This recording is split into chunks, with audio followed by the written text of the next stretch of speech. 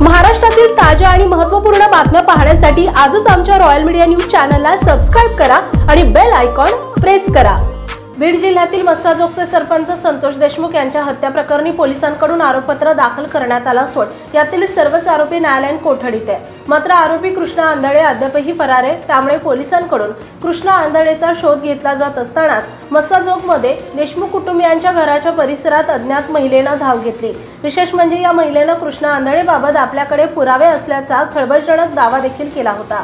रात्रभर येथील घरासमोर असलेल्या मंडपात त्यांनी आराम केल्यानंतर दुसऱ्या दिवशी सकाळी देशमुखांच्या घरातील बाथरूममध्ये अंघोळ करण्याचा हट्ट महिलेनं धरला। त्यामुळे काही काळ देशमुख कुटुंबियांमध्ये ही शंका आणि गोंधळ निर्माण झाला होता। दरम्यान पोलीस दाखल झाल्यानंतर महिला बसमध्ये बसून रत्नागिरीला परतली। मस्साजोगमध्ये देशमुख कुटुंबियांच्या घराच्या परिसरात अज्ञात महिला अचानक पोहोचली।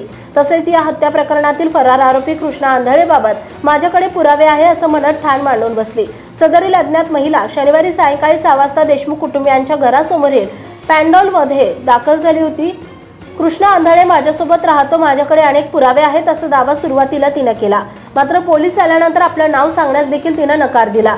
सकाळी आंघोळीसाठी तिने देशमुखांच्या घरातील बाथरूम वापरण्यासाठी द्यावं अशी मागणी केली। दुसऱ्या बाथरूमची सोय करून दिल्यानंतरही देशमुखांच्या घरातीलच बाथरूममध्ये आपल्याला आंघोळ करायची असं तिचा हट्ट होता।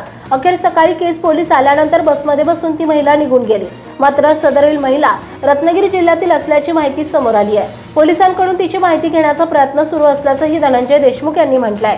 दरम्यान संतोष देशमुख हत्या प्रकरणातील फरार आरोपी कृष्णा आंधळे गेल्याच महिन्यात नाशिकमध्ये दिसल्याचा दावा एका व्यक्तीने केला होता। त्यानंतर आता रत्नागिरीतील महिलेकडून असा दावा करण्यात आल्यानं पोलिसांकडून त्या दिशेने तपास सुरू आहे। महाराष्ट्रातील ताज्या आणि महत्त्वपूर्ण बातम्या पाहण्यासाठी आजच आमच्या रॉयल मीडिया न्यूज चॅनलला सबस्क्राइब करा आणि बेल आयकॉन प्रेस करा।